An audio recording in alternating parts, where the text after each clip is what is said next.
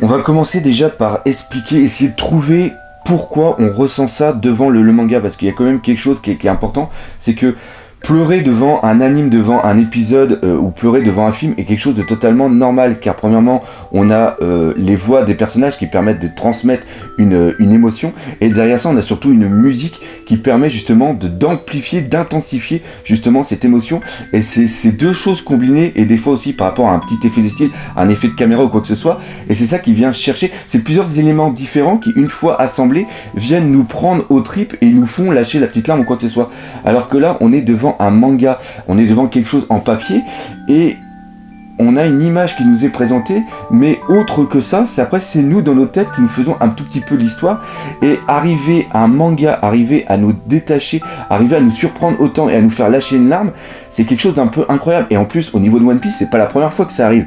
Encore une fois, comme on l'avait dit, on peut faire totalement un top 10 des moments où on a pleuré au niveau de One Piece. Il y a eu la mort du Going Merry, la mort de Bellamy, la mort de Ace, Barbe Blanche quand il se tient droit, c'est Shabundi quand tout le monde qui est en train de partir en live dans tous les sens, et la chose qu'on ne s'aperçoit pas, mais c'est encore quelque chose de dingue. Je vais prendre un autre exemple parce qu'on lit aussi d'autres mangas, et il y a un autre exemple qui m'avait vraiment frappé à l'époque, mais il n'y avait pas eu cette tension. Je vais vraiment prendre un exemple que presque tout le monde connaît, parce qu'on va pas partir dans d'autres délires de mangas un petit peu inconnus.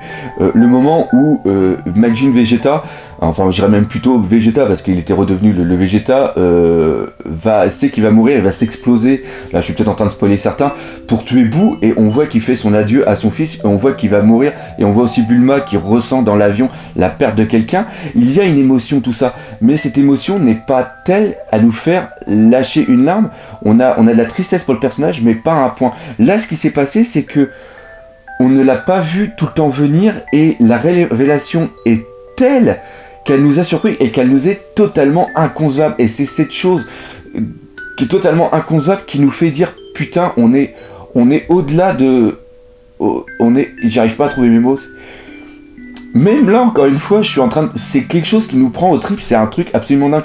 Et il y a un jeu, tout ça. C'est-à-dire que si on le ressent, c'est parce que Ichiro Oda l'a voulu, et il nous a amené ici pour qu'on ressente ceci. C'est ça qui est complètement dingue. J'ai encore un autre, je sais que cette vidéo va totalement partir en live, parce que c'est pas du tout ce que j'avais prévu dans mon plan.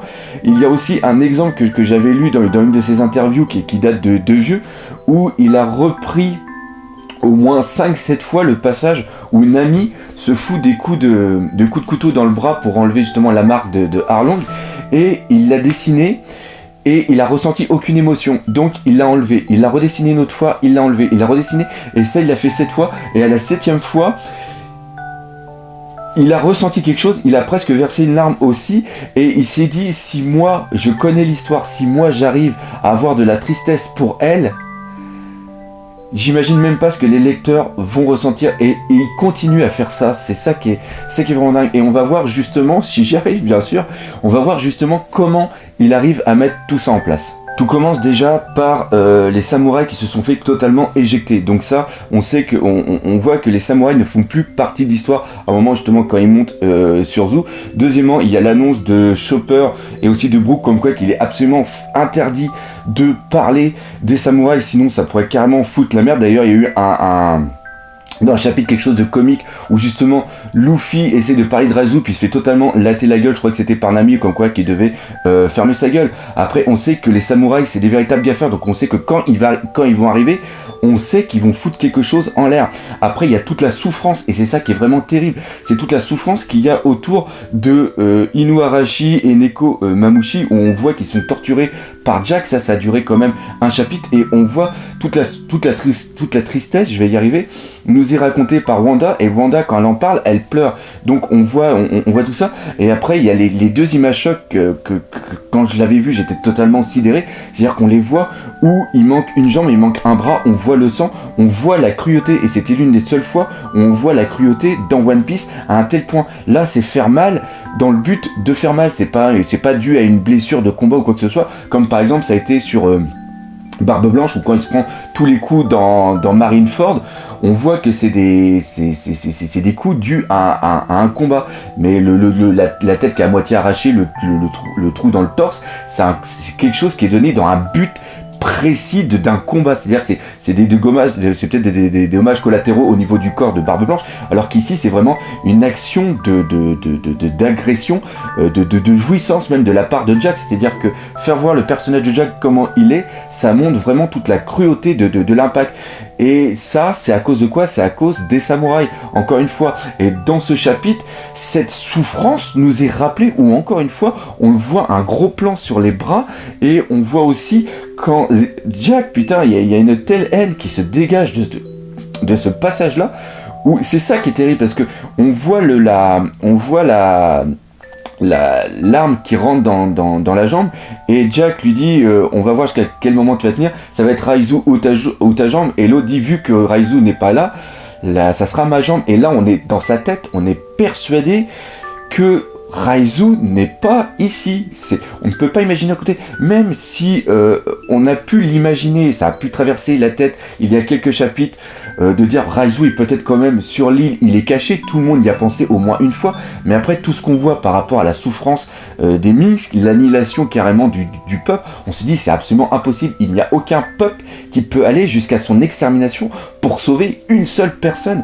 Et après, on voit, il y a encore le sentiment tragique qui va augmenter, où Inuarashi et Nekomamushi sont en train de ils veulent se latter la gueule, et là, t'as Kinemon qui apparaît, et qui est en train de gueuler « Stop !» Et là, on voit le regard noir envers Kinemon, et tout ça, ça monte encore tragique, et là, on se dit, c'est la fin d'une page, et là, on se dit « Putain, sa mère !» Ça va chier, qu'est-ce qui va se passer? Et parce qu'on a aussi peur pour les Mugiwara. On se dit dans quelle situation ils vont se mettre. C'est quoi on sait qu'il y a une bascule, on sait qu'il y a un moment. Et Ichiro Oda, par rapport à ça, arrive à nous monter à un moment de stress. Et involontairement, nous, on s'imagine la suite. On se dit, putain, ils vont aller attaquer ou ils vont être bannis. On sait plus ce qui va se passer pour Sanji. Enfin, qu'est-ce qui va se passer par rapport à... Enfin bref, on ne sait pas ce qui va se passer. Et là, l'autre page, c'est la double page. Et là, bam, ils sont à genoux. Sous l'annonce justement que Kinemon fait partie de la famille Goketsu. Et là, c'est ça, c'est toute la souffrance qui nous a été montrée, qu'on a vécu involontairement, qu'on a ressenti.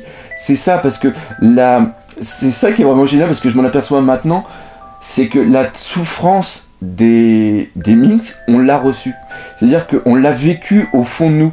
Toute cette injustice, on l'a vécu. On a ressenti...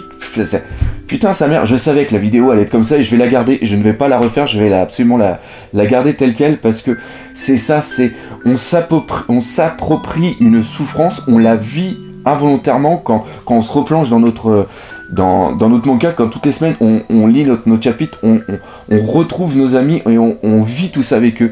Et le fait qu'ils soient sur le cul, le fait que ça soit totalement c'est indescriptible, c'est-à-dire que c'est des choses qui se vivent, et essayer de mettre des mots dessus, c'est super dur. C'est ça, en vérité, ce qui se passe, c'est que on a tellement de choses qui nous arrivent dans la gueule, on a vécu tellement de choses avec eux, qu'on fait, entre guillemets, un peu partie de la famille, et de voir une telle révélation qu'on n'avait pas vu venir du tout, c'est un truc de dingue. C'est vraiment là-dessus qu'il a joué les émotions, c'est-à-dire qu'il nous a fait, pendant plusieurs semaines, c'est exactement ce qui s'est passé par rapport à Corazon. Voilà, c'est exactement ça. En l'espace de 10 chapitres, il nous fait aimer une personne pour nous la tuer à la fin. Et là, on a le twist de la souffrance qui nous fait mal au cœur, qui nous fait lâcher une larme. Et là, c'est l'inverse, c'est-à-dire c'est le soulagement. C'est ça, c'est le soulagement, c'est de voir qu'ils se sont pris tout ça, qu'ils ont réussi à s'en sortir, mais que c'était pour une noble cause. C'est vraiment ça qui est magnifique. Et c'est la façon de vivre la chose avec eux qui nous fait autant ressentir les choses. Et même là, en reparlant encore une fois, je dois avoir la voix qui déraille un petit peu, je le sens, on ressent, c'est de l'émotion, c'est un truc absolument de dingue. Et encore une fois, ce mec est un génie, non pas un génie pour créer l'histoire, c'est un génie pour nous faire vivre des émotions. Il a toute une narration, il y a tout un truc qui nous a mis en place pendant plusieurs chapitres et qui d'un seul coup va nous sauter à la gueule. Encore une fois, quand il nous a présenté Karazhan, c'était un mec qu'on voulait détester, c'était un mec par rapport à l'eau qu'on détestait, de prendre le petit gamin, de le balancer ou quoi que ce soit, pour justement à l'inverse lui sauver la vie. Et c'est ça qui est génial avec lui, c'est que, encore une fois, comme je l'ai dit, on va s'attacher à des personnes, mais on ne sait rien, on ne connaît rien de l'avenir de One Piece. On peut aimer des personnes et des personnes peuvent crever d'un jour d'un chapitre à un autre, il peut y avoir des méga révélations qui vont nous faire super plaisir, et c'est ça ce chapitre, et c'est surtout là-dessus que je voudrais accentuer, c'est qu'on ne sait jamais rien, et One Piece c'est une aventure que l'on vit chaque semaine, et ça c'est de la pure magie. L'autre chose aussi qui a été qui a amené justement cette émotion, c'est Usopp qui a joué un très très grand rôle dans ce chapitre, et maintenant avec un deuxième regard on voit toute l'importance premièrement qu'il a. Il permet de mettre déjà en place des scènes complètement comiques.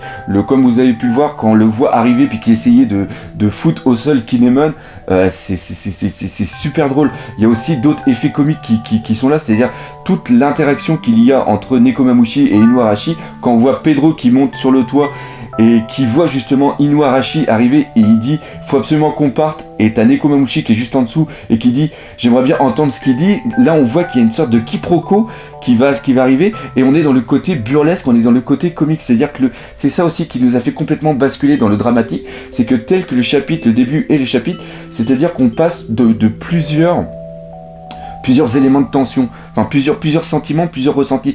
On a le comique du début de chapitre, avec justement Nekomamushi et Inuarashi, même quand ils se parlent l'un à l'autre, en disant putain tu vieillis mal, t'es complètement un chat miteux, puis d'autre côté Dixit, le chien à qui il manque une jambe par exemple, ça, tu vois, il y a un effet comique, on est déjà au niveau des textes, déjà comment c'était traduit, là ils ont fait là-dessus ils ont fait un très bon truc. Et après, cette tension un petit peu comique se transforme en une tension de stress par rapport au combat entre Inuarashi et Nekomamushi, c'est-à-dire qu'ils sont complètement affaiblis, mais la seule chose qui va leur penser à tête, c'est de se latter la gueule, et derrière ça, on a l'arrivée de Kinemon avec l'effet comique de Usopp qui arrive. Et Usopp, vous le remarquerez, il est énormément présent dans toutes les pages. Pourquoi ? Parce que tout simplement, Usopp, c'est entre guillemets, le dieu du mensonge.